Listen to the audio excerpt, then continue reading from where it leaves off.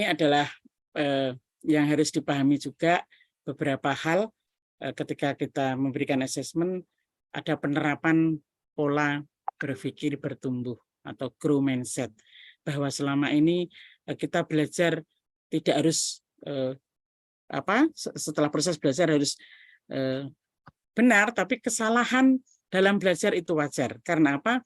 Belajar ini adalah merupakan latihan yang berulang untuk memperoleh informasi sehingga kita bisa memahami sesuatu.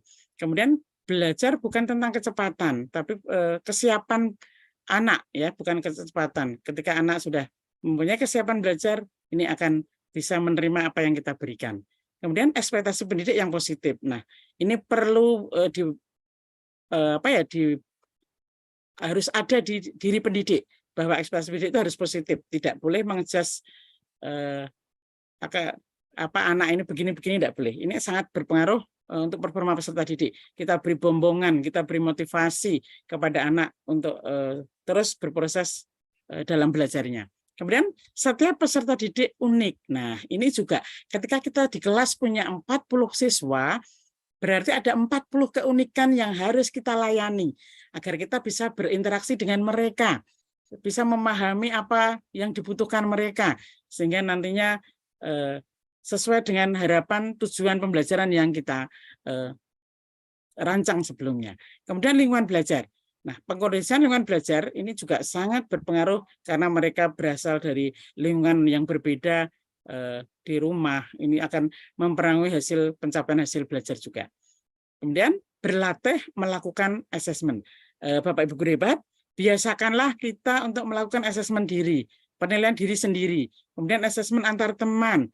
Ini untuk melatih kejujuran juga, melatih karakter siswa. Kemudian ada refleksi diri, ada pemberian umpan balik dari teman. Ketika anak berdiskusi, mempresentasi, ini bisa diberikan. Setelah berlatih melakukan asesmen, kita lanjutkan ada apresiasi atau umpan balik. Ini perlu diberikan dan sangat berpengaruh terhadap siswa ketika sudah melakukan sesuatu, dan itu merupakan motivasi tersendiri bagi anak didik. Ini pemberian umpan balik sangat berpengaruh sekali. Bagaimana cara memberikan umpan balik kepada murid? Nah, ini ada namanya tangga umpan balik, Bapak Ibu, ada contohnya. Nah, di sini ada klarifikasi, penilaian, perhatian, saran, dan apresiasi. Yang pertama kita berikan adalah klarifikasi. Setiap kita ada kegiatan, berilah ketika anak menyampaikan sesuatu, klarifikasi apa yang dia sampaikan.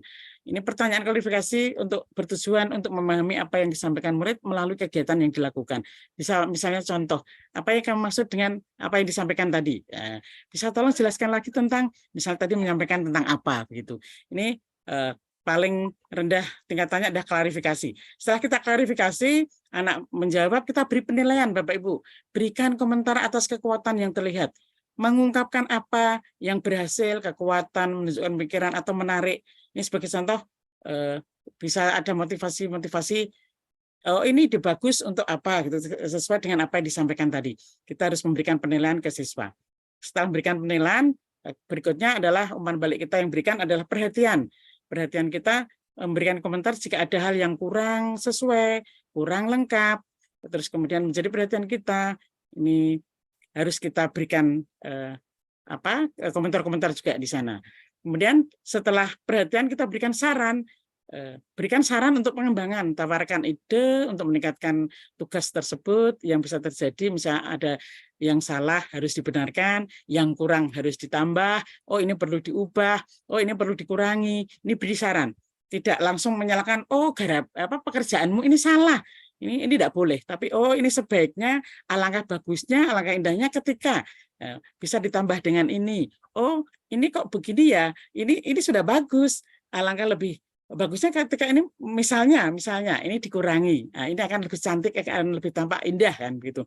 Ini ada saran-saran dari kita, dan ketika sudah ada perbaikan, sudah dilaksanakan murid, kita beri apresiasi, Bapak Ibu, kita beri apresiasi. Ini pujian yang kita usahakan atas apa yang dilakukan dengan ungkapan selamat, bagus, bisa untuk membombong hati, memberikan apresiasi terhadap anak didik kita.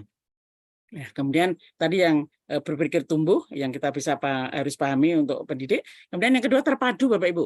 Asesmen ini dilaksanakan dengan pembelajaran yang mencakup 3 ranah, sikap, pengetahuan, keterampilan. Kita tidak boleh hanya menilai sikap saja, kita tidak boleh hanya menilai pengetahuan saja atau keterampilan saja, tapi holistik, menyeluruh, ketiga-tiganya dinilai Bapak Ibu, ketiga-tiganya dinilai. Perkembangan ketiga-tiganya harus ada data, harus ada laporan nanti sampai di mana anak ini posisinya. Kemudian yang ketiga, keleluasaan dalam menentukan waktu asesmen. Nah, ini di sini kita punya leluasa mau melaksanakan asesmen, ada asesmen diagnostik awal, ini ada awal pembelajaran, awal lingkup materi. Asesmen diagnostik yang dulu dikenal dengan ada non-kognitif dan kognitif, ini bisa dilaksanakan Bapak Ibu ketika non-kognitif, ini tidak setiap awal pembelajaran kita lakukan, karena non-kognitif ini ada berhubungan dengan kesiapan belajar, gaya belajar, minat belajar, ini kan bisa hanya di awal semester boleh, minimal 1 semester lah melakukan diagnostik non-kognitif. Kalau diagnostik kognitif, itu setiap selesai unit materi memang kita harus mengadakan diagnostik kognitif untuk mengetahui pengetahuan awal siswa sehingga kita memberikan materi berikutnya akan bisa pas ya, tidak meraba-raba anak saya itu dalam posisi mana ya, tapi setelah hasil asesmen kognitif ini kita bisa menentukan KKTP-nya, tujuan pembelajarannya sesuai dengan capaian pembelajaran yang harus kita buat. Kemudian asesmen formatif. Ini formatif ini adalah selama proses pembelajaran. Yang ketiga berikutnya asesmen sumatif. Perlu dipahami Bapak Ibu, asesmen sumatif ini selesai 1 lingkup materi atau 1 unit.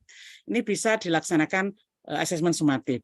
Kemudian pada akhir fase, misalnya fase A, fase B, fase C, fase D, fase E, fase F, akhir mau kenaikan itu juga ada asesmen sumatif. Atau jika diperlukan, ini bisa dilaksanakan setiap akhir semester. Namanya PAS ya, penilaian akhir semester. Ada kadang juga ada PTS. Ini sebenarnya PTS juga tidak wajib ketika sudah selesai unit, 1 unit ada asesmen, berarti sudah mengukur apa yang kita kerjakan. Tidak harus, tidak wajib, maksudnya tidak harus ada PTS. PAS pun sebenarnya boleh tidak ada, tapi karena mungkin kita ingin menguatkan materi yang dipahami murid, boleh adanya PTS atau PS dilakukan di satuan Bapak Ibu. Yang keempat adalah keleluasaan dalam menentukan jenis asesmen.